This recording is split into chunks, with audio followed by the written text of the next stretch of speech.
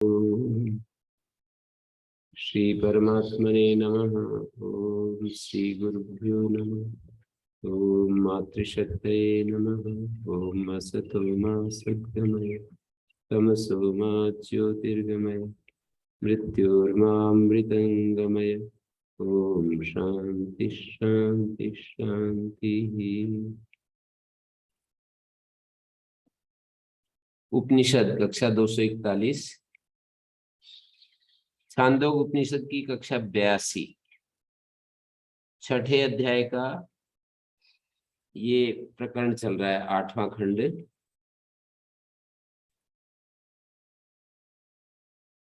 तो इसको एक बार फिर मैं शुरू करता हूं पीछे से कनेक्ट करने के लिए। उद्दालको हारुणी श्वेत केतुम पुत्रम उवाच स्वप्नांतम मे सौम्य विजानीहि यत्र एतत् पुरुषः स्वपिति नाम सता सौम्य तदा संपन्नो भवति स्वयं अपीतो भवति तस्मादेनं स्वपिति इति आचक्षते स्वयं ही अपीतो भवति। उद्दालक आरुणी ने अपने पुत्र श्वेत केतु को कहा कि मैं सुसुप्ति के बारे में तुम्हें बताता हूँ। स्वप्नांतम में सौम्य विजानीहि, मुझसे मद वचनात्, यहाँ मे षष्ठी विभक्ति है, मम वचनात्, मेरे वचन से, स्वप्नांतम सुसुप्तम विजानीहि, सुसुप्त अवस्था को जानो।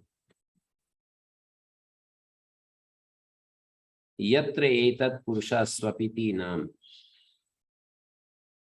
यस्मिन काले यह पुरुष, एतत् स्वपिति इस नाम वाला होता है, एतत् क्रिया विशेषण है।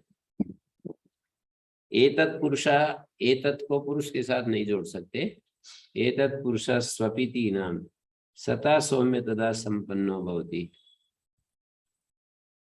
सता सौम्य तदा संपन्नो भवति स्वयं अपीतो भवति तस्मादेनं स्वपिति इति आचक्षते स्वयं स्वयं ही अपीतो भवति, स्वयं ही अपीतो भवति, ये अपने में लीन होता है, स्वयं ही अपीतो भवति।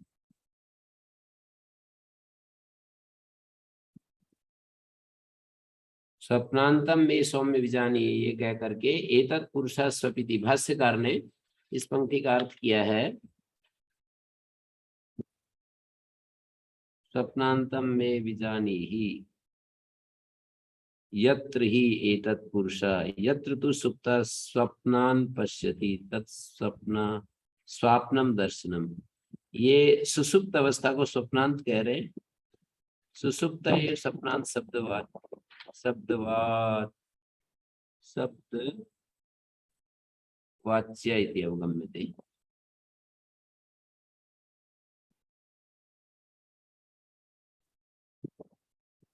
तो यहाँ पर यस्मिन काले एतत् नाम भवति, ये इस तरह से एतत् सब नाम के साथ जुड़ रहा है। यत्र एतत् पुरुषः स्वपिति नाम, एतत् नाम, यत्र यस्मिन काले पुरुषः, एतन् नाम, ये नाम होता है, पुरुष इस नाम वाला होता है, स्वपिति इस नाम वाला होता है। स्वपिति का अर्थ निर्वचन अपने आप ही कर रहे हैं, स्वयं ही अपीतो भवति, अपने में लीन होता है। स्वयं स्वम अपीतो भवति का अर्थ है स्वम अपिगतो भवति, अपने आप में लीन होता है। संपन्नो होती, सता सौम्य तदा संपन्नो होती, सत के साथ एकीभूत होता है। स्वम अपीतो भवति तस्मादेनं स्वपिति इत्याचक्षते स्वम ही अपीतो। ये इस प्रथम मंत्र में कहा। स्वप्नांत का अर्थ तो स्वप्न मध्य है, ये युक्ति आदि दे करके इन्होंने सिद्ध किया। स्वप्न के निद्रा के सतत्व को स्वप्न सतत्वम, स्वप्न का अर्थ एक स्वप्न होता है, एक स्वप्न का अर्थ निद्रा भी होता है। निद्रा के सार को मुझसे समझ लो। स्वम अपीतो भवति, इस कथन से स्वप्नांत का मतलब स्वप्न का जो सार है उसको समझ लो।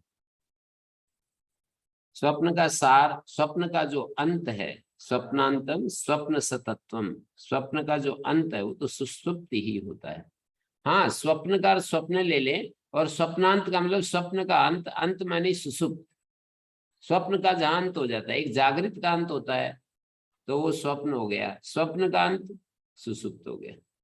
जागृत अवस्था जहाँ समाप्त होती है वो स्वप्न अवस्था चालू हो जाती है, स्वप्न अवस्था का अंत होता है तो सुसुप्त अवस्था आ जाती है। स्वम अपि तो बहुत ही वचन है, इस वाक्य से इससे ऐसा अर्थ करना पड़ेगा, नहीं अन्यत्र सुसुप्तात् स्वम अपीतिम जीवसिच्छन्ति ब्रह्मविदा। ब्रह्मज्ञानी लोग जीव की ये स्थिति नहीं देखते हैं, सुसुप्त से अन्यत्र स्वम अपीतम, स्वयं अपीतिम जीवसिच्छन्ति, अपने आप में जो अपीति है, लीनता है, तत्री आदर्श अपनये पुरुष प्रतिबिंब आदर्श गतो यथा स्वयं पुरुष पुरुषम अपीतो भवति। कल हमने चर्चा की थी, ये आदर्श का दृष्टांत दिया था कि जैसे हमारा चेहरा दर्पण में दिखाई देता है और दर्पण हटा दिया जाए या तोड़ दिया जाए तो क्या होगा? वो जो चेहरा है वो बिंब में ही लीन हो जाएगा। एक बिंब होता है, एक प्रतिबिंब होता है। प्रतिबिंब दर्पण में बन रहा है, दर्पण हटा दिया जाए तो प्रतिबिंब कहाँ जाएगा? प्रतिबिंब दर्पण गत हो जाएगा, दर्पण में बिंब में लीन हो जाएगा, प्रतिबिंब बिंब में लीन हो जाएगा। मैं दर्पण में अपना चेहरा देख रहा हूं और मैं दर्पण में चेहरे को देखते हुए कोई आकर के दर्पण को वहां से हटा दे तो मेरा बिंब जो प्रतिबिंब के रूप में मुझे दर्पण में दिखाई दे रहा था वो प्रतिबिंब कहाँ जाएगा? तो ये उत्तर दे रहे हैं कि वो बिंब में जाकर लीन हो जाएगा।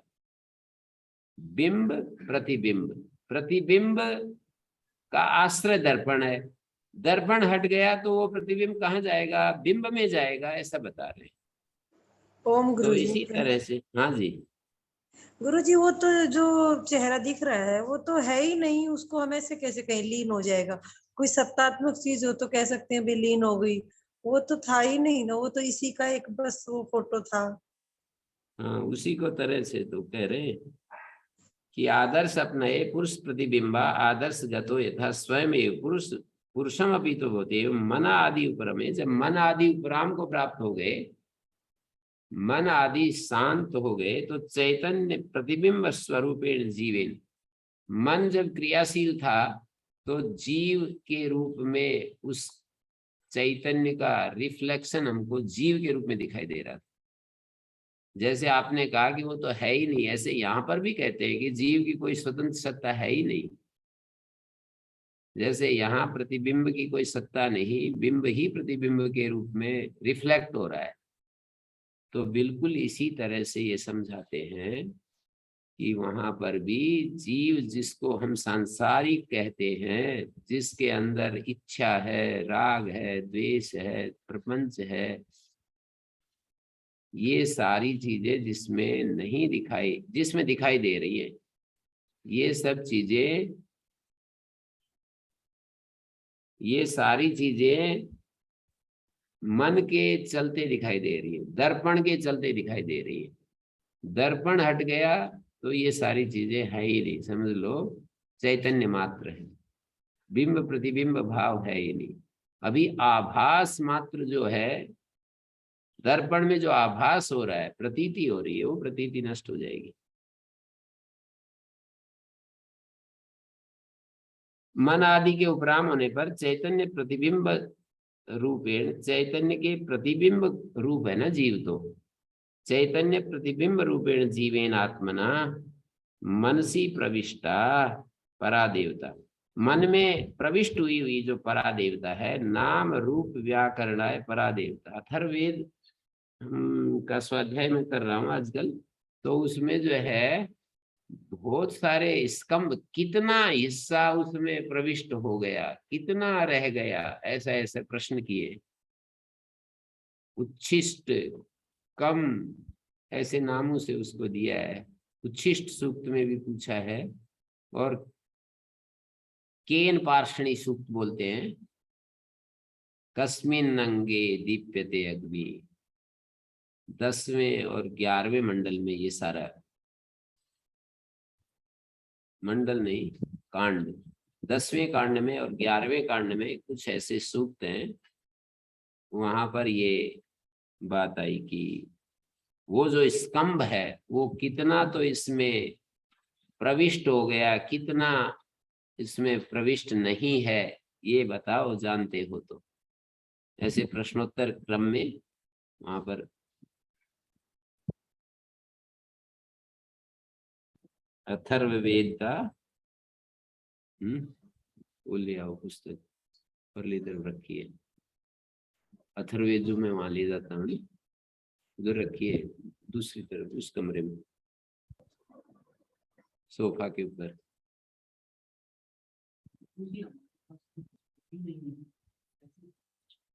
यहाँ पर भी थी अथर्ववेद, तो एक पुस्तक, एक पुस्तक यहाँ अथर्ववेद इसमें है।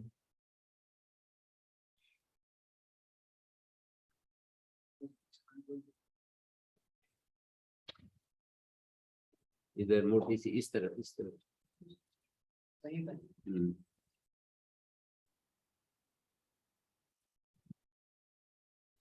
यहाँ पर मैं आप लोगों को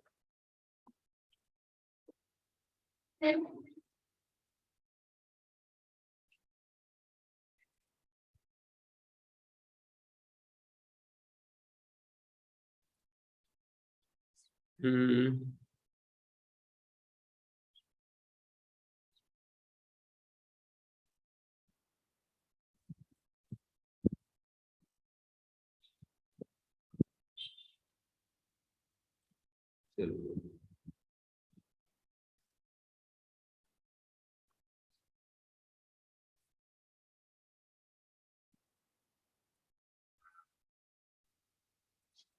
कस्मिन अंगे, ये एक सूक्त है, आप लिख लीजिए इन सूक्तों की संख्या। दशम मंडल का 7वां सूक्त है एक तो, दशम मंडल का 8वां सूक्त है, दशम मंडल का 7वां और 8वां सूक्त, 7वां और 8वां सूक्त, और 11वें मंडल का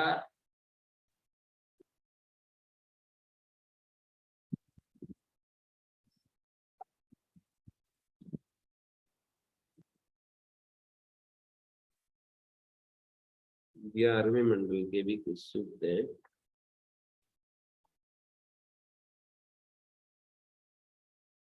ग्यारहवें मंडल का उच्छिष्ट सूक्त है, 11वें कांड का, मंडल नहीं कांड आता है, 11वें कांड का 7वां, 11, 7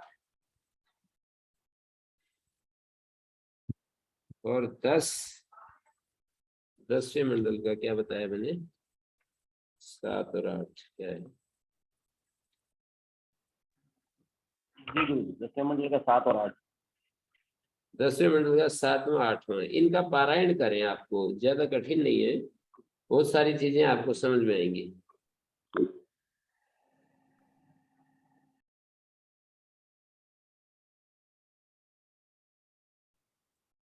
और एक और है केन पार्षणी, केन पार्षणी सूक्त बोलते हैं। 10वें इसका ये दूसरा सूक्त है शायद, हैं? 10वें कांड का ये दूसरा ही सूक्त है। हाँ, 10वें कांड का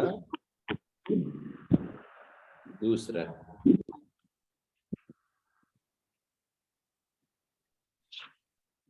हाँ 10वें कांड का दूसरा है ना, केन पार्षणी सूक्त बोलते हैं, दूसरा सूक्त है 10:2।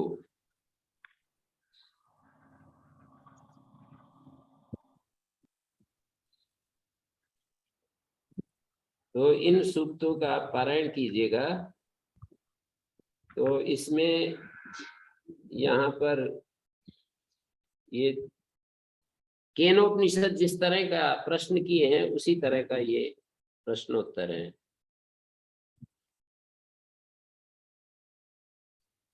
मूल का ही आप पारायण करें, 10-20 बार पढ़े लगातार, मतलब लगातार क्या, अलग अलग समय में पढ़े, थोड़ा धीरे धीरे पढ़े इन सूक्तों का।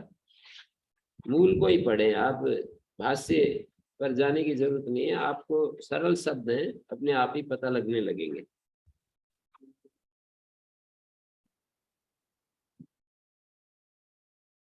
कियता स्तंभ ये दिया है, यत् परमम अवमम यच्च मध्यमम प्रजापति ससृजे विश्वरूपम।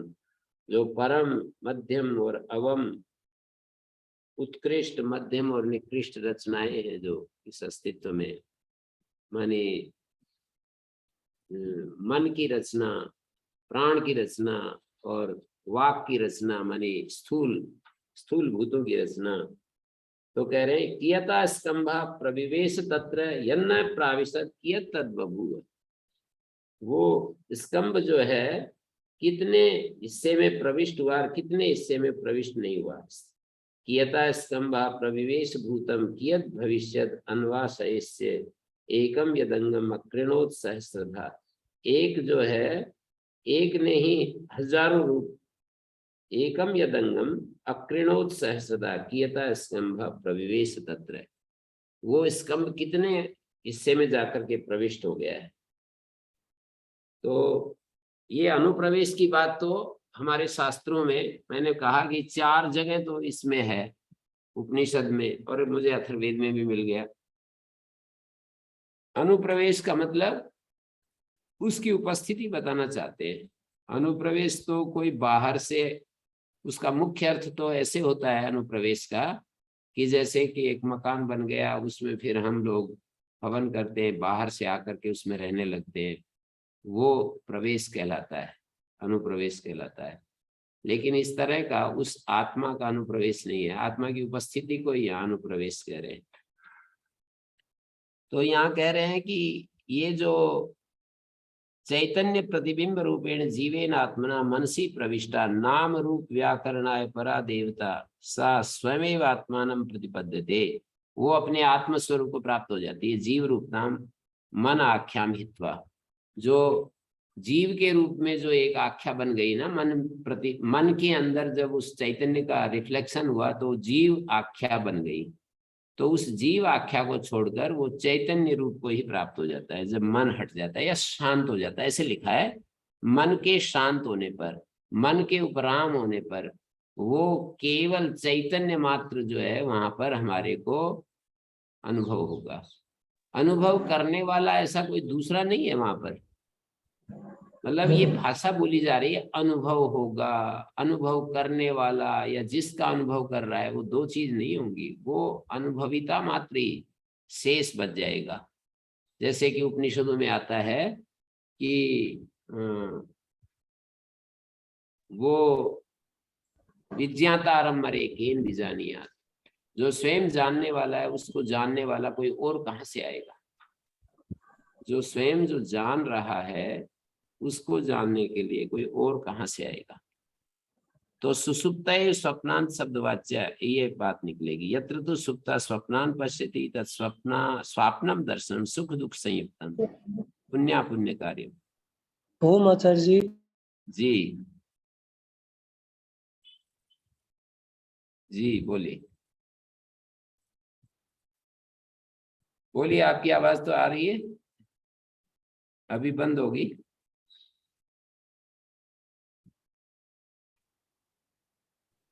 उन्होंने वापस अपने आप को म्यूट कर लिया गुरु जी। म्यूट कर लिया। ओम आचार्य। हाँ जी।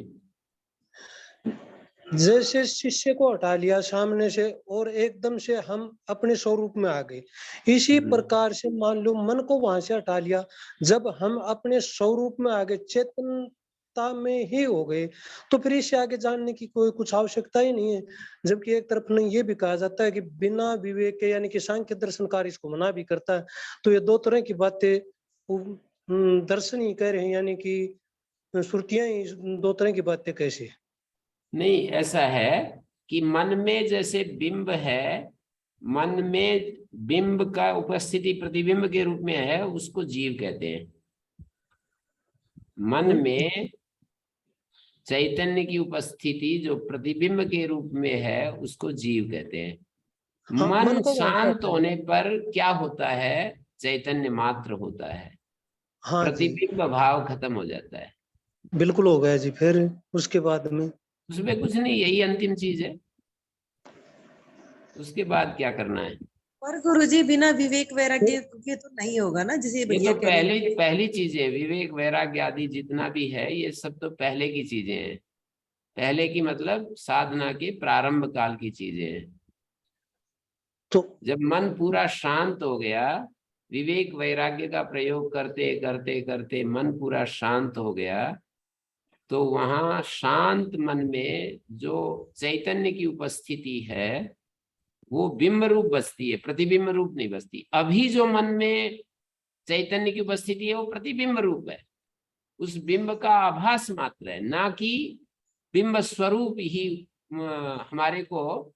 वैसे तो जब हमारा दर्पण कार्यरत है, दर्पण में जब हम देखते हैं अपना चेहरा, तो जो बिंब होता है वही प्रतिबिंब होता है, प्रतिबिंब की कोई अलग सत्ता होती नहीं है।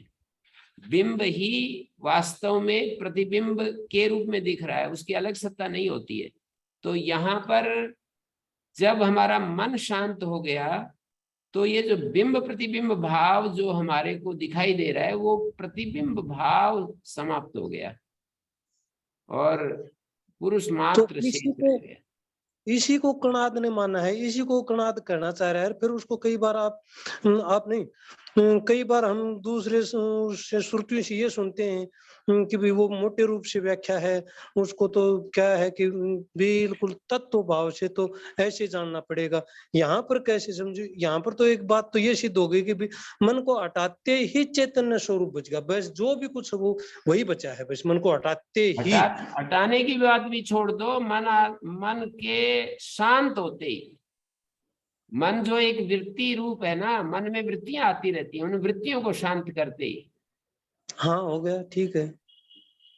अच्छा, एक और आचार्य जी जो बात ही करने लगे तो मैं थोड़ा माड़ा हट करके है, जैसे चंद्रमा मनसो जात चक्षु सूर्यो अजायत है, तस्माद वायु से प्राणस्य चंद्रमा, ये मंत्र है। तो वहां पर 2-3 ही विषयों की व्याख्या है, और जबकि उपनिषदकार 10-15 की व्याख्या करता है। तो वेद के अंदर क्या और भी जगह पर इस प्रकार का मिल जाएगा कि ये बस इतना ही है जी? नहीं, वो तो वेद और उपनिषद कोई अलग चीज थोड़ी है, ये वेद ही तो है सारा।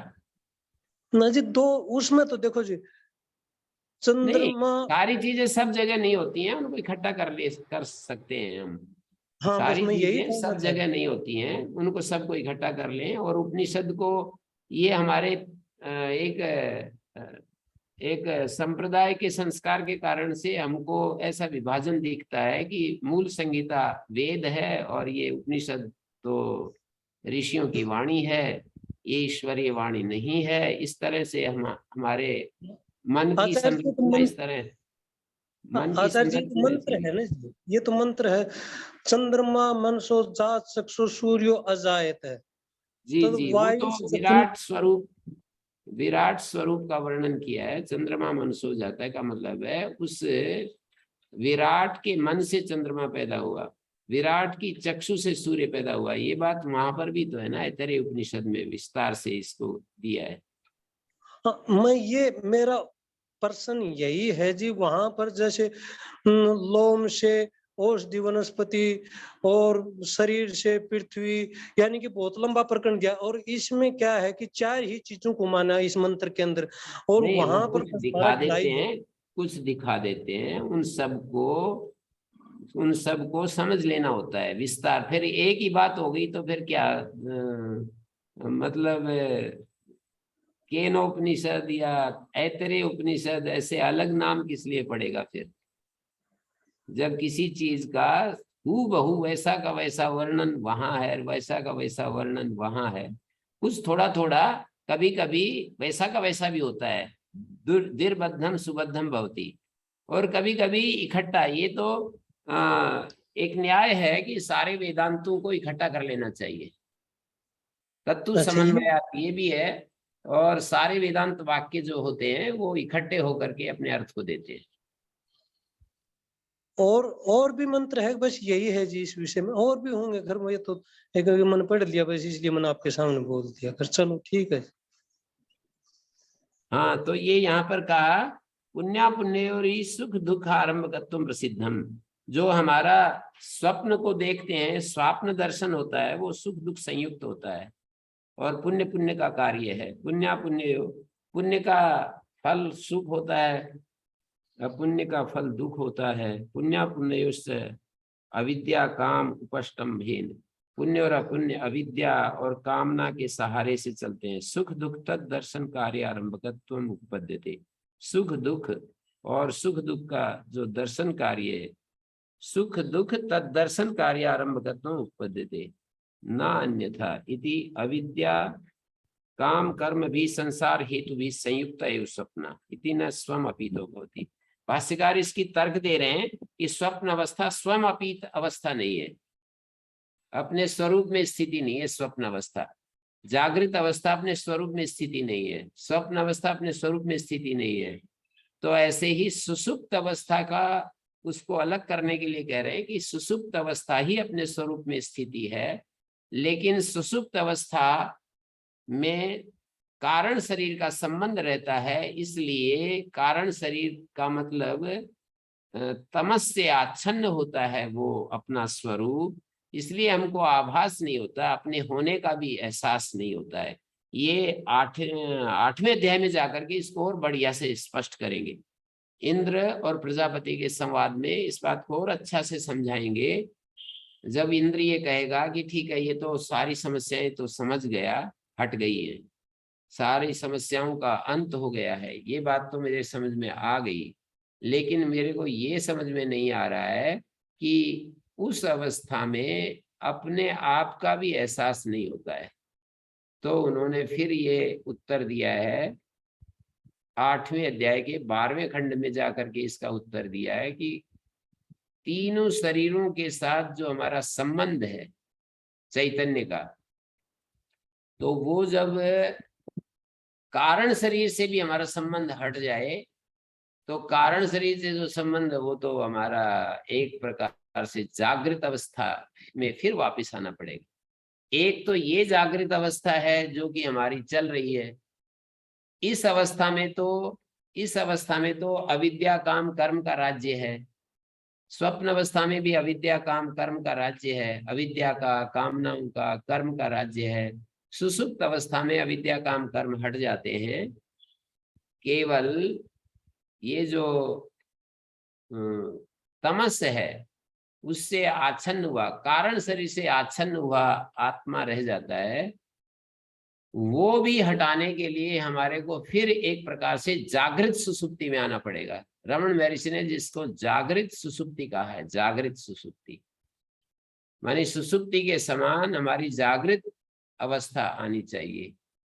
उसी को योग दर्शन में जिसको असंप्रज्ञात समाधि कहते हैं, पूर्ण चित्तवृत्ति निरोध कहते हैं। निद्रा भी जहां नहीं है, ऐसी फिर एक अवस्था हमें लानी पड़ती है। उस अवस्था में वहां पर ये समस्या या ये शिकायत नहीं रहती कि हम अपने स्वरूप को भी भूल गए। वहां तो हमें अपना स्वरूप का भी आभास नहीं हो रहा है। अभी तो ये रहता है ना, सुसुप्त अवस्था को दिखाया कि ये हमारा स्वरूप है, तो अपना स्वरूप दिखाते ही हम कहेंगे, हमारे अंदर प्रश्न उठेगा कि वहां तो अपना आभास भी नहीं रहता है ना, अपना स्वरूप का बोध भी नहीं रहता है ना, मैं हूं ये बोध भी नहीं रहता। जैसे अभी दो बोध होते हैं ना हमारे को, एक मैं हूं ईदंतास्पद और अहंतास्पद, जिसको बौद्ध लोग इसको विज्ञान स्कंद कहते हैं। बौद्धों के यहाँ 5 स्कंधों की शांति ही मोक्ष है। वहां पर 5 स्कंधों का वर्णन आता है, एक रूप स्कंद, एक विज्ञान स्कंद, और एक वेदना स्कंद, एक संज्ञा स्कंद और एक संस्कार स्कंद। उसमें से जो वेदना स्कंद है वो तो सुख दुख की अनुभूति के रूप में है, और संज्ञा स्कंद जो नाम पूर्वक जो ज्ञान होता है वस्तुओं का, वो संज्ञा स्कंद है। जैसे सूर्य है, वृक्ष है, शरीर है, खंबा है, एक एक नाम के साथ ये संज्ञा स्कंद है। और संस्कार स्कंद वही है जो तरह तरह के संस्कार हमारे चित्त में रहते हैं, धर्माधर्म के और राग द्वेष के, और ये संस्कार जो रहते हैं। और ये जो है एक होता है आलय विज्ञान और प्रवृत्ति विज्ञान,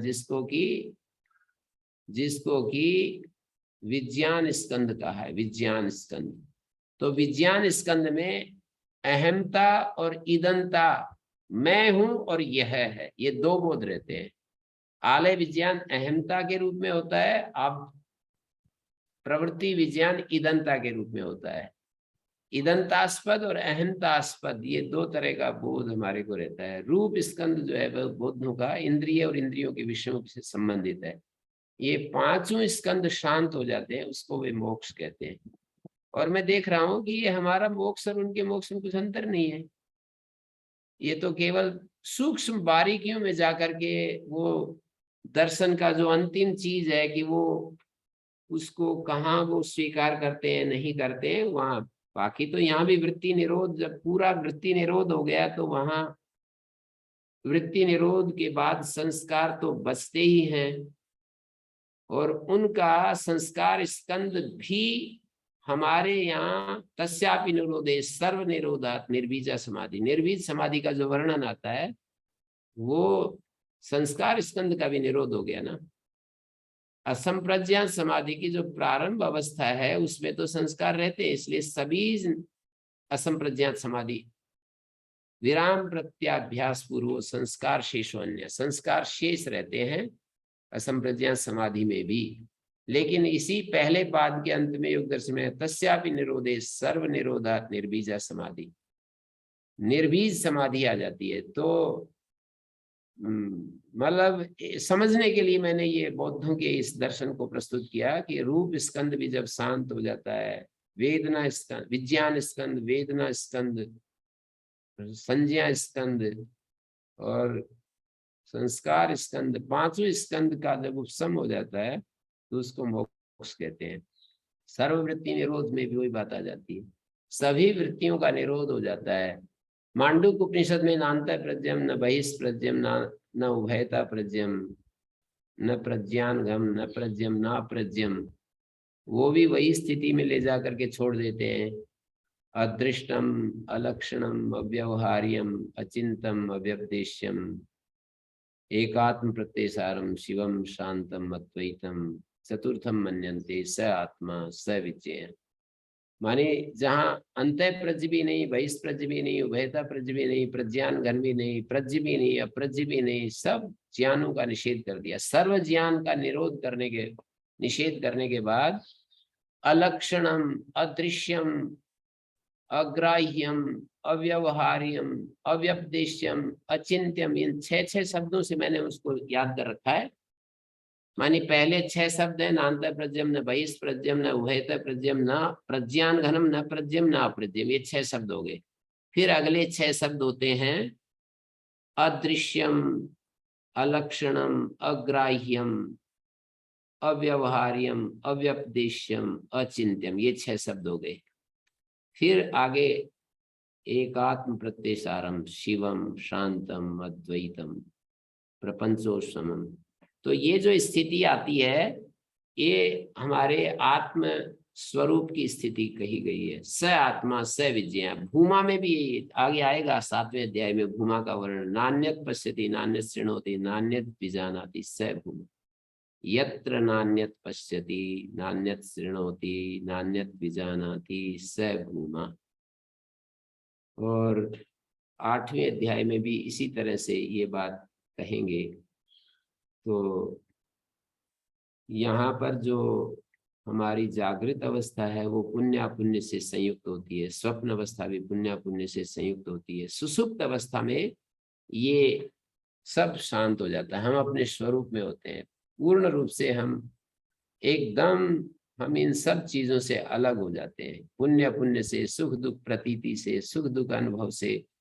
माने एक प्रकार से वेदना स्कंद भी शांत हो जाता है निद्रा में, संज्ञा स्कंद भी शांत हो गया, रूप स्कंद भी, इंद्रिय और इंद्रियों के विषय भी शांत हो गए, विज्ञान स्कंद अहमता और ईदनता का बोध भी नहीं रहा, विज्ञान स्कंद, वेदना स्कंद, रूप संज्ञा स्कंद, संस्कार स्कंद शांत नहीं है। वहां पर निद्रा में हम ये कहेंगे कि संस्कार स्कंद शांत नहीं है। पर मोक्ष में तो संस्कार स्कंद भी शांत हो जाता है। समझने के लिए अच्छा है ये पंच स्कंदों के पैरेलल यदि हम देखेंगे तो ये अच्छा है समझने के लिए कि हमारे यहाँ चित्तवृत्ति निरोध, एक शब्द बोल दिया उसमें सारी चीजें देख ली। ये सारी वृत्तियों का निरोध जब हो जाता है, एक वृत्ति भी नहीं है, एक वृत्ति है तो उसको संप्रज्ञात नाम दे दिया, और एक वृत्ति भी जहां नहीं है वो असंप्रज्ञात नाम, न किंचित संप्रज्ञायते, माने एक ज्ञान, एक प्रज्ञान, एक संप्रज्ञान, एक असंप्रज्ञान, चार शब्दों को रख करके हम समझ सकते हैं। सामान्य रूप से इंद्रिय और विषयों के संपर्क से जो ज्ञान होता है उसका नाम ज्ञान है, और एक वैज्ञानिक किसी चीज का अध्ययन करते हुए जो ज्ञान प्राप्त करता है उसका नाम प्रज्ञान है, और एक योगी किसी चीज का ज्ञान, किसी एक विषय का ज्ञान करता है उसका नाम संप्रज्ञान है। प्रज्ञान के बाद सम और जोड़ दिया, और जब परम योगी समस्त ज्ञान से अलग होकर के अपने स्वरूप में स्थित होता है तो उसका नाम असंप्रज्ञान है। समस्त ज्ञान का निरोध हो जाता है, माने ज्ञान, प्रज्ञान, संप्रज्ञान में ज्ञान की प्रक्रिया चालू रहती है। ज्ञान में विषय बदलते रहते हैं, तुरंत तुरंत बदलते रहते हैं। ज्ञान अवस्था में निरंतर, प्रज्ञान अवस्था में सतत कुछ देर तक कोई विषय में हम अपने मन को एकाग्र करते हैं। संप्रज्ञान में कुछ लंबे समय तक एक ही विषय में एकाग्र हो जाते हैं, और असंप्रज्ञान में तो सारे ज्ञान का निरोध हो गया। तो विज्ञान स्कंद शांत हो गया, चारों स्कंद शांत हो गए। एक प्रकार से बौद्धों के चार स्कंद है ना, जो रूप स्कंद, विज्ञान स्कंद, वेदना स्कंद और वेदना स्कंद और संज्ञा स्कंद। संस्कार स्कंद तो बच जाते हैं। हमारे यहाँ भी एक विराम प्रत्याभ्यास पूर्व संस्कार शेष अन्य, संस्कार शेष, लेकिन उसी असंप्रज्ञान समाधि को निर्बीज समाधि के तस्या भी निरोधे सर्व निरोधा निर्बीज समाधि, माने संस्कार भी जहां नहीं रहते, तो ये भी एक स्थिति है जहां संस्कार भी शांत हो जाते हैं। तो इसी तरह से हमारी ये स्थितियां हैं अलग अलग। आत्मा के स्वरूप को समझाने के लिए उपनिषदों की एक शैली है जिसको हम जागृत स्वप्न सुषुप्ति के द्वारा वो आत्मा का स्वरूप समझाते हैं। कोई कोई विषय को किसी किसी शास्त्र में बहुत ज्यादा बल दिया है। मैंने इसका अध्ययन करते हुए पाया कि जागृत स्वप्न सुषुप्ति के माध्यम से उपनिषदों ने आत्मा के स्वरूप को समझाने में अत्यंत इस शैली का बहुत ज्यादा प्रयोग किया है। जागृत स्वप्न सुषुप्ति के माध्यम से आत्मा के स्वरूप को समझाया है। महर्षि दयानंद ने इसको बहुत ज्यादा महत्व नहीं दिया, इस शैली को, जागृत स्वप्न सुषुप्ति के माध्यम से आत्मा को। तो मैं कंपैरेटिवली महापुरुषों का अध्ययन भी मेरी रुचि में है, और वो इस चीज को ऐसे देखते हैं, वो चीज ऐसे देखते हैं। वो ध्यान, महर्षि दयानंद तो ये कहते हैं कि हमारा बाह्य जीवन शुद्ध हो, हमारा बाह्य आचरण शुद्ध हो, यम नियम का ठीक से पालन करें, और उसके बाद ध्यान की प्रक्रिया की तरफ बढ़े। अष्टांग योग को महत्व देते हैं, और ध्यान करें, और ध्यान करते करते हमारे को उस आत्म साक्षात्कार, ईश्वर साक्षात्कार की प्रक्रिया हमें प्राप्त हो। उस प्रक्रिया से चलते चलते हमें ईश्वर साक्षात्कार होगा। तो ये एक शैली है, किसी को ये अनुकूल है तो ये भी एक शैली है, बढ़िया है। और उपनिषदों के माध्यम से जो उपनिषदों में जो जिस शैली को अपनाया गया है वो जागृत स्वप्न सुसुप्ति के माध्यम से आत्म स्वरूप को रखा गया है।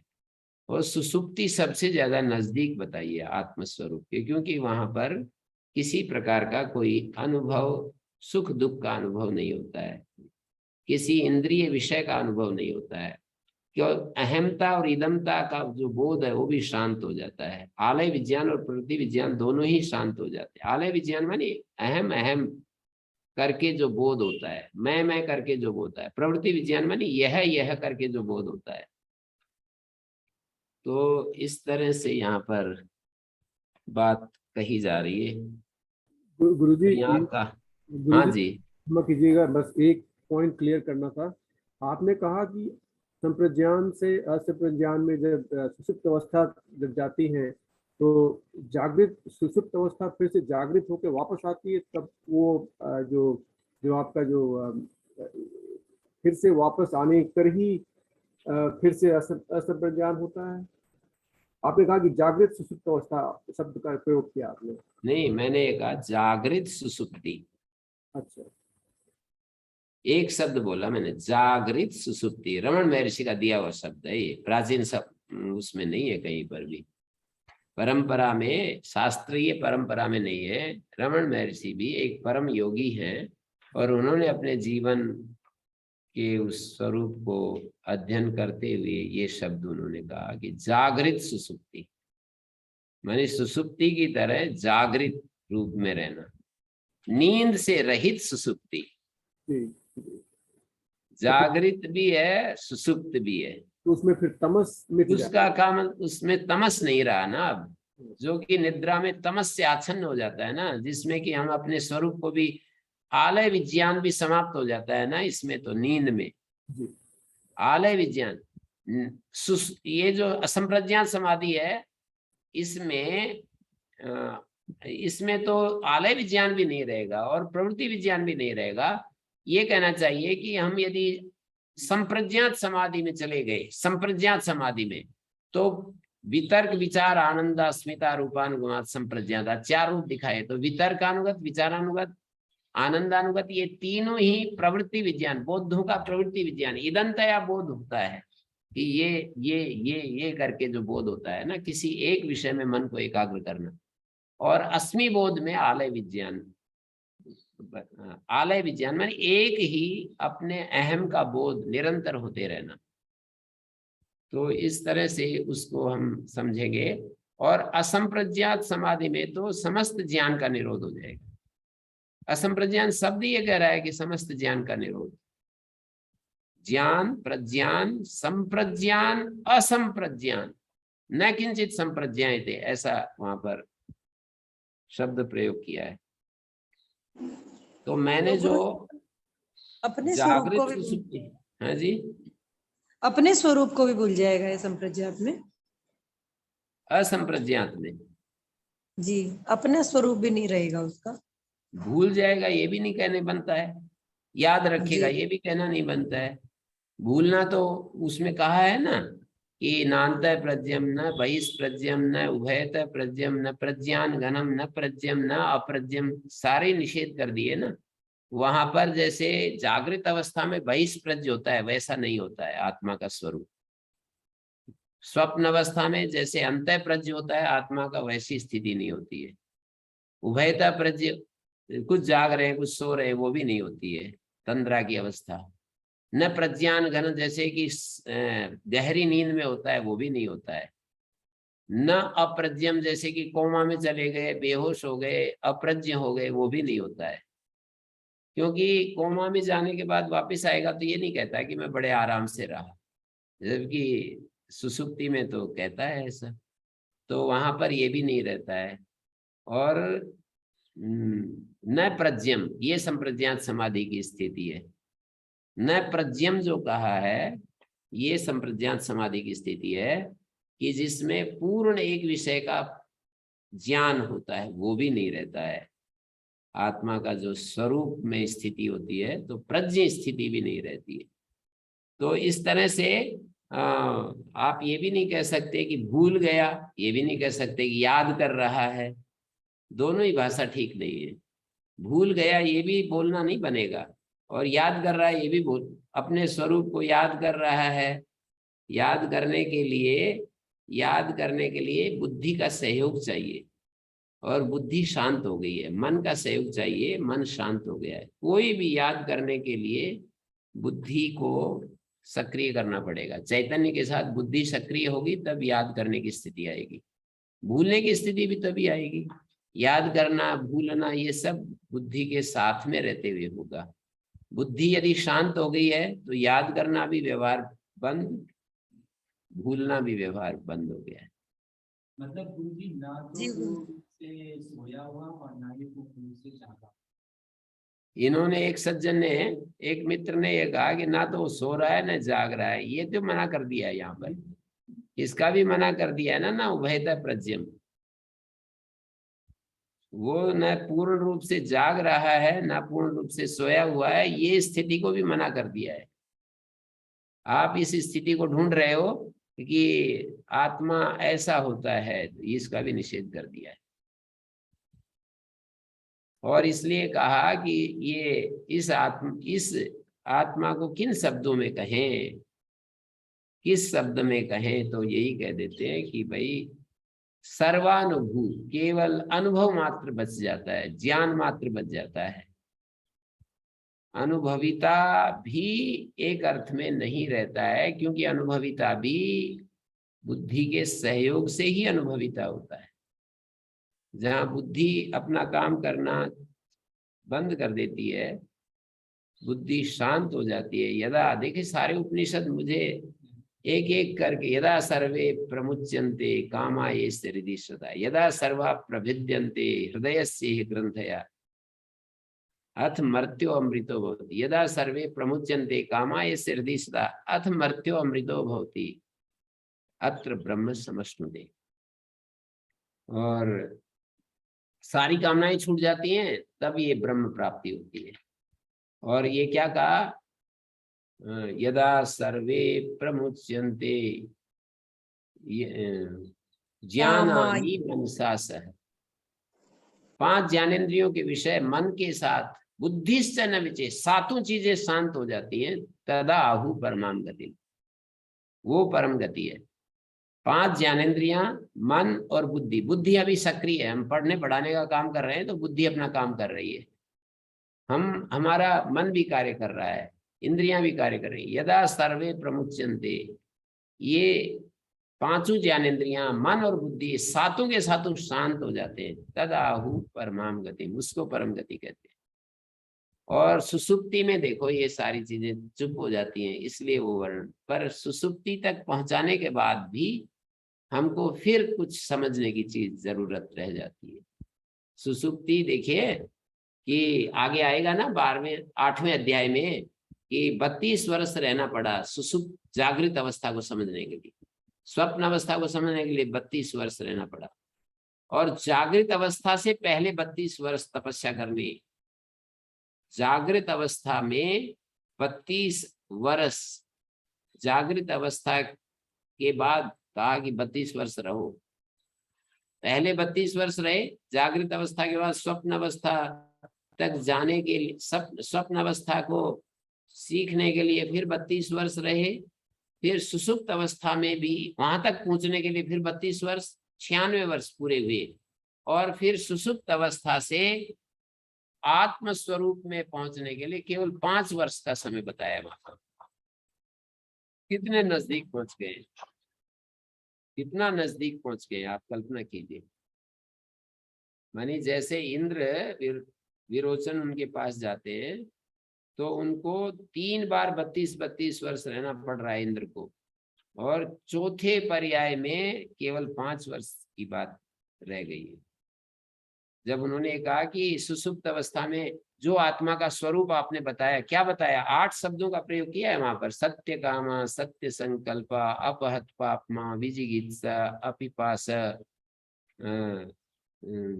विशोक, अमृतम, ऐसे जो 8 शब्द प्रयोग किए हैं कि आत्मा ऐसा ऐसा है। तो बोले ये 8 घट जाते हैं, पर दिक्कत ये होती है, बोले अपने आप को भी हम अनुभव नहीं कर रहे हैं। आत्मा के जो 8 विशेषताएं आपने बताई, सत्य कामा, सत्य संकल्प इत्यादि इत्यादि, वो सारी मुझे सुसुप्ति में, मुझे कोई संशय नहीं है। कौन से 8 शब्द हैं, आपको मैं उन 8 शब्दों को रख सकता हूं। छांदोग्य में 8वें अध्याय में ये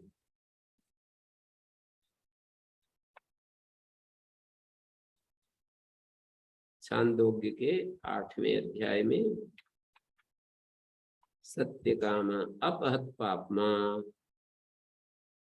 अपहत पापमा, पाप जिससे रहित है, पाप से जो रहित है। अपहत पापमा का मतलब जो पाप मुक्त है। विजरा, जरा रहित है। विमृत्यु, मृत्यु रहित है। विशोक, शोक और मोह से रहित है। शोक का मना कर दिया, मोह का भी मना हो गया अपने आप। विजिगित्सा, अपिपास, सत्य कामा, सत्य संकल्प। तो ये 8 चीजें जो है इनको अपहत पापमा विजरो विमृत्यु विशोका इत्यादि विजिगित्सा पिपासा ये सब हो गए। और कोई कामना, सत्य कामना का मतलब कोई कामना नहीं है तो सत्य काम ही है। और सत्य संकल्प, कोई भी उसके संकल्प सब पूरे हो गए, उसकी कामनाएं सब पूरी हो गई, ऐसी स्थिति आ गई। लेकिन अपने आप को भी हम नहीं अनुभव कर पा रहे हैं, ऐसी स्थिति में चले गए हम सुसुप्त अवस्था में। ये समस्या रखी और उसका उत्तर आगे वो देते हैं कि इसके लिए आपको 5 साल साधना करनी पड़ेगी। अब तो आप बहुत नजदीक लग गए हैं। तो ऐसे यहाँ पर समझना पड़ेगा। उपनिषदों को समझने के लिए वेदो वेदेन जातव्यः, जैसे कहते हैं ना योगो योगात् प्रवर्तते, ऐसे उपनिषद को भी वेदेन वेदा ज्ञातव्य, उपनिषद के द्वारा ही उपनिषद को हम समझेंगे तो बहुत अच्छा रहेगा कि कहाँ पर क्या कहा है, वहां पर ये बात कही है, वहां पर ये बात कही है, उनको जोड़ जोड़ करके देखेंगे तो सारी चीजें स्पष्ट होती चली जाएंगी। तो मैं इसको कह रहा था कि ये यहाँ पर बताया स यथा शक्नि सूत्रेण प्रबद्ध दिशम दिशम पतित्वा अन्यत्र आयतनम लब्ध्वा बंधनमेव श्रयते एवमेव खलु सौम्य तन्मना दिशम दिशम पतित्वा। ये हमारा मन की भी स्थिति ऐसी है, सारी दिशाओं में दौड़ता हुआ जाता है। अन्यत्र आयतनम लब्ध्वा, अन्यत्र आयतन न पा करके प्राणम में उपस्त्रयते, प्राण का ही सहारा लेता है। प्राण बंधनम ही सौम्य मन, प्राण का मतलब परमात्मा, प्राण का प्राण है ना वो। तो हमारा मन जो है प्राण बंधन वाला है, उसका आश्रय लेता है। असना पिपासे में सौम्य विजानी, फिर ये बात कह दी कि सौम्य मेरे से भूख और प्यास। असनाया पिपासे के अर्थ में असना पिपासे, छांदस या का लोप हो रहा है। असना पिपासे में सौम्य, हे सौम्य मुझसे अब असना पिपासा का रहस्य समझ लो। यत्र एतत् पुरुषो असिशीति नाम, एतत् नाम, एतत् जो है नाम से जुड़ेगा, असिशीत सती इस नाम वाला होता है ये पुरुष, एतत् नाम। आप एव तद असितम नयन्ते, खाए हुए को जल ले जाते हैं। जैसे कि गो नाया, सुनाया, पुरुष नाया, इत्येवं तत् तत्र अप आचक्षते असनाया। जलों को असनाय कहते हैं। जैसे कि एक कर्मचारी होते हैं ना जो चोर आदि को पकड़ करके ले जाते हैं, कोर्ट में ले जाते हैं, उसको पुरुष नाया कहते हैं। पुलिस होती है उसको पुरुष नाया कहते हैं, पुरुष को पकड़ कर ले जाने वाले। ऐसे गाय को ले जाने वाले को गो नाया कहते हैं, अश्व को ले जाने वाले को अश्व नाया कहते हैं, पुलिस को पुरुष नाया कहते हैं। ऐसे असनाया क्या होता है बोले जल, पुरुष नाया तो पुलिस हो गई। फिर ये असनाया क्या होता है, असन को ले जाने वाला कौन होता है? जैसे आपने कहा पुरुष नाया पुलिस होती है, असनाया क्या होता है बोले जल। असन को ले जाने वाला कौन होता है? अरे आपने क्या सुना है? क्यों कह रहे पहली बार सुना है, जैसे कि इसने सब कुछ सुन लिया हो। ये तो 100 साल तक गुरु के पास चरणों में रहकर साधना करनी पड़ेगी तब। यही नाम रखता हूँ पुरुष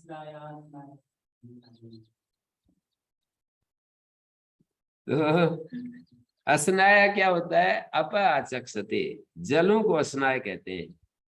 तत्र एतत् सुंगम उत्पदितम सौम्य विजानी ही नेदम अबूलम भविष्यति। कितना प्यारे प्यारे शब्द हैं इनका, जिनको शब्द का सुनते ही अर्थबोध हो जाता है उनको कितना ये आनंद होता है, बहुत ही आनंददायक चीज है ये।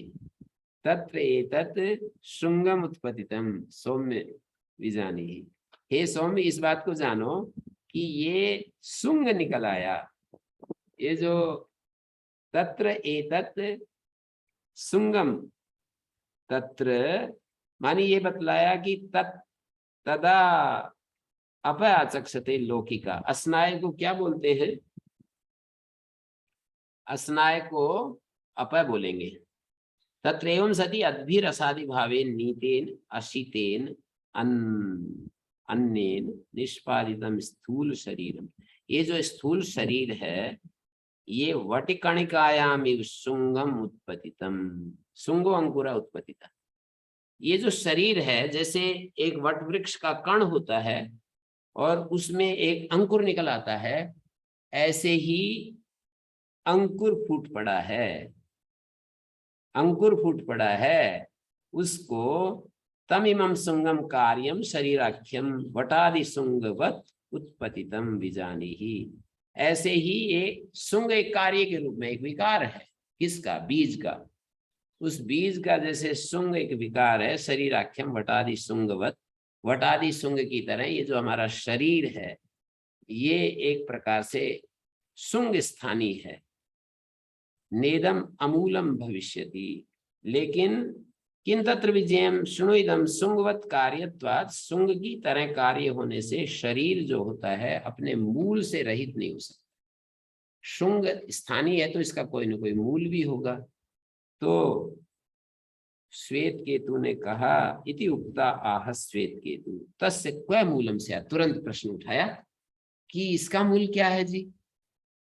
आपने तो कह दिया कि ये भी बिना मूल के नहीं है, ये जो शरीर दिखाई दे रहा है ये तो अंकुर की तरह है। किस चीज का अंकुर है ये शरीर? किस चीज का अंकुर है? तस्य क्व मूलम स्यात्, इसका मूल क्या है? तो बोले अन्न ही तो इसका मूल है। अन्न रूपी मूल से ये शरीर रूपी अंकुर फूटता है ना। अच्छा बताया। एवमेव खलु सौम्य अन्नेन शुंगेन अपो मूलम अन्विच्छ। ये अन्न रूपी शुंग से, अन्न भी एक शुंग रूप बन गया, अन्न भी एक शुंग स्थानीय है। इसका मूल क्या है? इसका मूल जल है, जल से पैदा होते हैं अन्न। तो शुंगेन अपो मूलम अन्विच्छ अद्भि सौम्य शुंगेन तेज। और फिर पूछेंगे कि इसका मूल क्या है? ये भी तो अमूल नहीं होता है, इसका मूल क्या है? तो बोले इसका मूल तेज होता है। तेजो मूलम अन्विच्छ तेजसा सौम्य शुंगेन। और बोले इस तेज भी तो अपना अंकुर ही है, इसका मूल क्या है? तो बोले इसका मूल वैसे दूसरी जगह यदि ले जा करके देखें तो इसका मूल वायु है। और इसका भी मूल क्या है? आकाश है। फिर पूछेंगे इसका भी मूल क्या है? तो बोलेंगे सत है। तस्माद वायु तस्माद आत्मना आकाशा संभूता। वहां जाए तो आकाश का भी मूल आत्मा है। और यहाँ पर ही यदि रह जाते हैं तो इसको भी समझ सकते हैं कि भाई तेज का मूल क्या है? तो बोलेंगे तेज का मूल सत है। सन मूलम अन्विच्छ, सन मूल का सत, इस मूल को समझो। सत मूलम अन्विच्छ, ये सत है, ये सब द्वितीय एक वचन है। सत मूलम अन्विच्छ, सत सती संति, सत सती संति, ऐसे नपुंसकलिंग। मूलम अन्विच्छ प्रतिपद्यस्व। फिर ये तो समास कर रखा आगे। सन मूला सौम्य इमा प्रजा सर्वा प्रजा सदायतना सत प्रतिष्ठा। हे सौम्य ये सारी प्रजाएं सत है मूल जिनका, और सत है आयतन जिसका, आश्रय जिनका, और सत है प्रतिष्ठा जिनकी। सत के सहारे ही टिके हुए हैं, सत में ही स्थित हैं, सत ही मूल है, ऐसा कह दिया। चौथा मंत्र पूरा हो गया।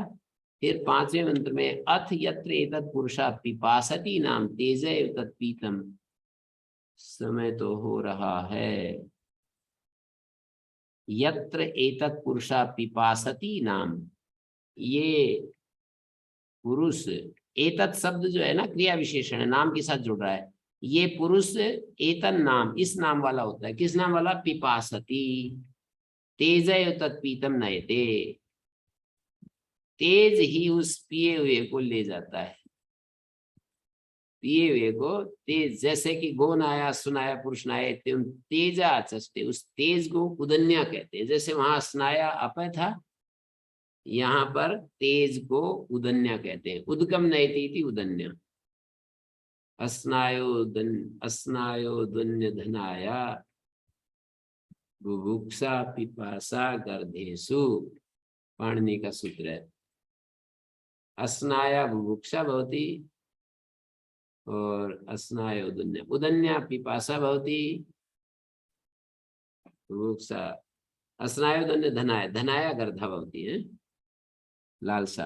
तो कहते हैं तत्तेजा आचष्टे, उसको तेज को उदन्या कहते हैं। जैसे पुरुष नाया पुलिस, जैसे गो नाया गवाला, अश्व नाया अश्वपाल, अश्व को ले जाने वाला अश्वनाया।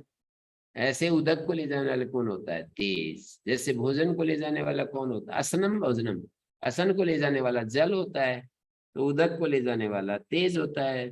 तत्र एतदेव शुंगम उत्पतितम सौम्य विजानीहि नेदम अमूलम भविष्यति। हे सौम्य, ये एतदेव शुंगम उत्पतितम, ये शुंग जो है फूट पड़ा है। तद एतदेव शुंगम उत्पतितम अपामपि एतदेव शरीराख्यम शुंगम नान्यत्।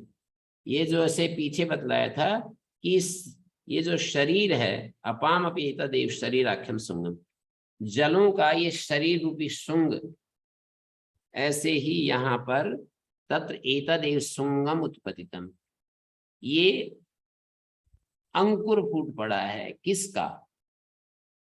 किसका?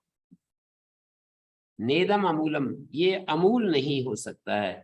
तस्य, यहाँ पर एतदेव शुंगम उत्पतितम, ये शरीर ही शुंग स्थानीय है, शुंग के रूप में है, ये बिना मूल के नहीं हो सकता। इस शरीर का कौन मूल है? तो क्या आएगा? तस्य कै मूलम स्याद अन्यत्र अद्भ्यो, जलों से अन्य कोई इस शरीर का मूल नहीं निकलेगा। जैसे पहले अन्न दिखाया, अब जल पर आ गए। तस्य कै मूलम स्याद अन्यत्र अद्भ्यो अद्भि सौम्य शुंगेन तेजो मूलम अन्विच्छ। अब जल रूपी शुंग, जल को यदि हम शुंग स्थानीय समझे तो इसका मूल क्या होगा? तेज होगा। तेज, अन्विच्छ का मतलब प्रतिपद्यस्व, समझ लो। तेज सा सौम्य शुंगेन, और तेज को यदि शुंग स्थानीय देखते हैं तो किसको, इसका मूल क्या देखें? सत मूलम अन्विच्छ। इसका जो है, इसके मूल को सत के रूप में समझो। सन्मूला सौम्यमा सर्वा प्रजा सदायतना सत प्रतिष्ठा यथानुखल सौम्यमा तिस्रो देवता पुरुषम प्राप्य। ये तीन देवता, कौन से तीन देवता? ये तीन देवता पुरुष को प्राप्त करके त्रिवृत त्रिवृत एक एक भवति, एक एक तीन तीन, तिलड़ी तिलड़ी हो जाती है। त्रिवृत माने तिलड़ी, जैसे रस्सी में तीन, रस्सी बनाते समय तीन धागे होते हैं। त्रिवृत त्रिवृत एक एक भवति। तदुक्तम पुरुषतादेव, तदुक्तम पुरुषतादेव भवति अस्य सौम्य पुरुषस्य प्रयतो वांग मनसी संपद्यते मनः प्राणे संपद्यते प्राणा तेजसी तेजा परस्याम देवतायाम। पहले ही ये बात बतला दी कि अस्य सौम्य पुरुषस्य प्रयत, ये जो पुरुष प्रयाण करता है तो वाणी मन में लीन होती है, मन प्राण में, प्राण तेज में, तेज परम देवता में। मेरे ख्याल में प्रश्नोपनिषद में ये बात आई।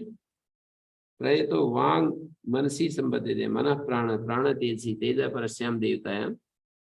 ब्रह्म सूत्र में भी विचार किया है वांग मनसी दर्शनाथ शब्दात से, चौथे अध्याय के दूसरे पाद के पहले सूत्र में। किम वृत्तिमत्या वाचा मनसी लया अभिप्रेता उत वाग वृत्ति लया। वृत्तिमती वाणी का मन में लय बताया या वाक वृत्ति है, वाणी की वृत्ति का लय बताया। ये संदेह आया वहां। मनसी वागे लिए थे, पूर्व पक्ष की स्थिति में वाग वृत्तेरेव मनोवृत्तो अवस्थित है। वहां पर यह कहा है कि वाग वृत्ति मनोवृत्ति में लीन होती है, वाणी मन में लीन नहीं होती, वाणी की वृत्ति मन में लीन होती है। ये जो हम बोलते हैं ना, शब्द जो होते हैं, वाणी की वृत्ति शब्द है, वो मन में लीन होते हैं। जैसे कि वहां पर कठोपनिषद में कहा है यच्छेत वांग मनसी प्राज्ञा, वाणी को मन में लीन करे।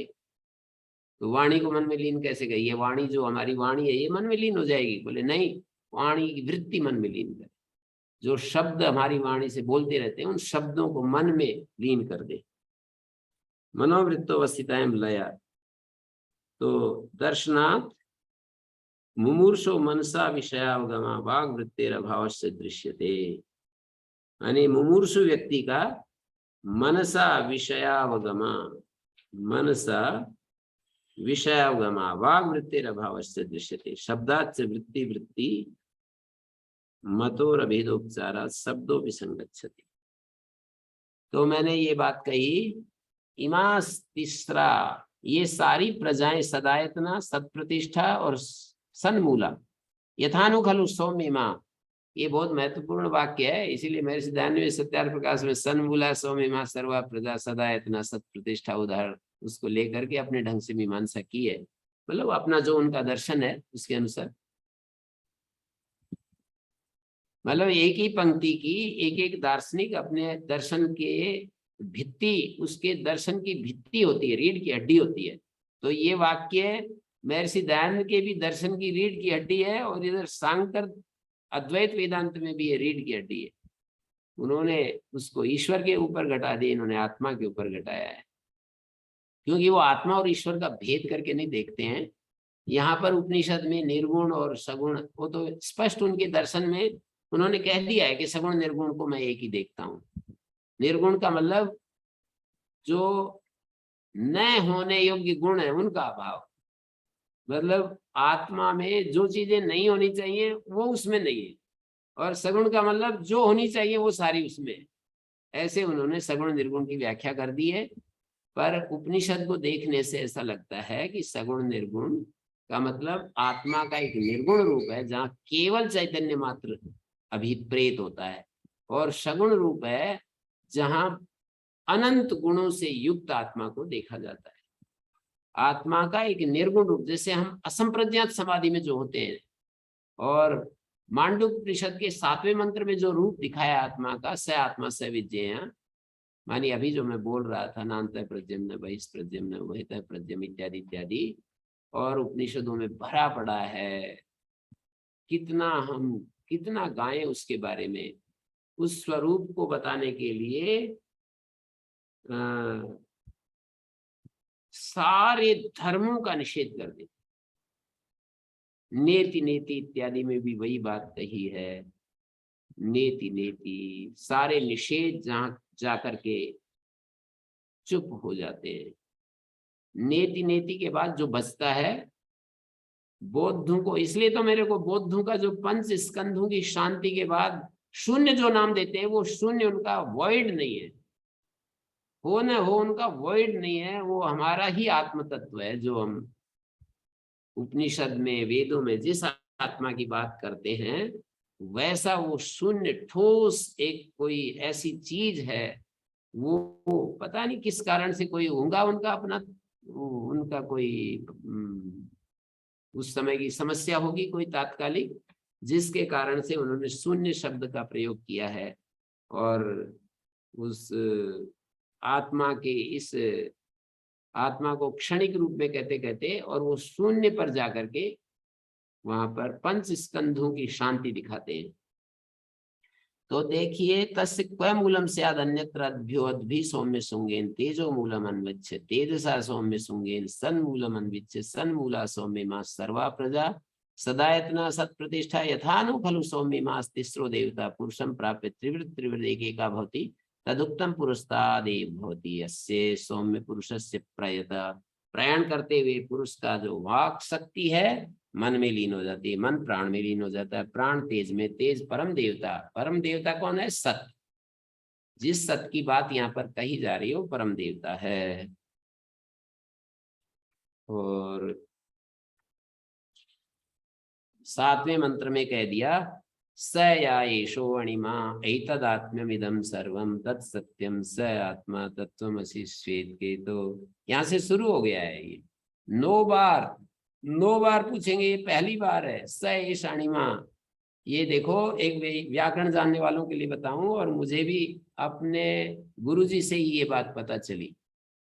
एक बात भी गुरुजी से मिल गई तो समझो कि मैं तो इतना आशावादी हूं, एक बात भी मेरे को मिल गई, और ऐसी ऐसी हजारों बात मिली हैं। एक बात भी मिल गई, कुछ भी ना मिलता, जैसे वो गांधी जी ने कहा कि कोई उपनिषद नहीं होता, केवल एक मंत्र होता, ईशावास्यमिदं सर्वम यत् किंच जगत्याम जगत, और इस मंत्र में भी केवल ईशावास्यमिदं सर्वम इतनी बात होती, पहला वाक्य ही होता है ईशावास्यमिदं सर्वम यत्किंच जगत्याम जगत। मेरे लिए तो उपनिषद का काम पूरा हो गया। और वैसी वैसी तो फिर कहते हैं कि हजारों बातें हैं। तो ऐसे गुरुजी ने तो मुझे हजारों बातें बताई, लेकिन उनमें से एक यही बात बता दे तो भी मेरा काम पूरा हो गया था। क्योंकि एक वैयाकरण को ये बात उनसे मिली, वैयाकरण को भी एक बात उनसे मिली जो व्याकरण नहीं पढ़ा रहे, वेदांत पढ़ा रहे, मीमांसा पढ़ा रहे हैं, और उनके मुख से ये बात मिली वैयाकरण को। तो इसलिए मेरे लिए बहुत बड़ी बात हो गई।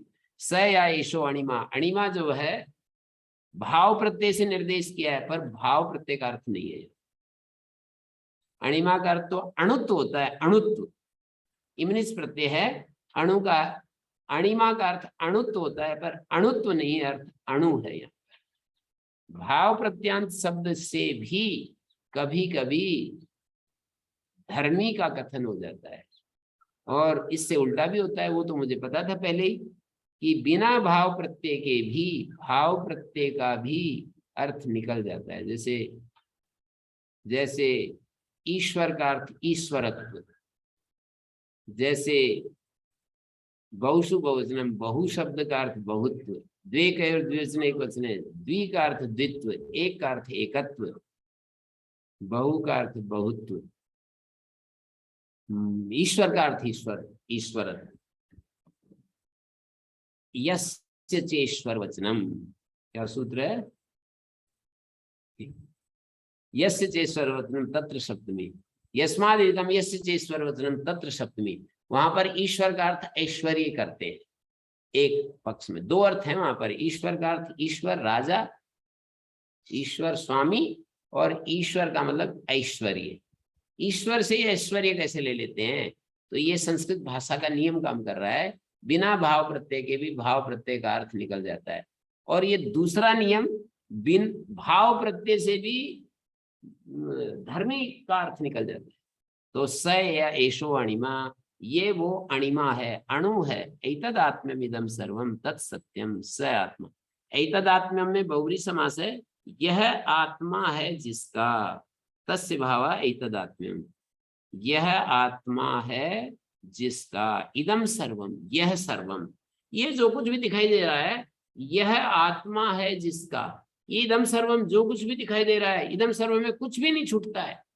इदम सर्वम एतदात्म्यम, यह आत्मा जिसका चर्चा हम कर रहे हैं, यह आत्मा है जिसका, यह स्वरूप है जिसका, यह स्वरूप है जिसका, ऐसा है इदम सर्वम तत्सत्यम, वो सत्य है। स आत्मा, वो आत्मा है।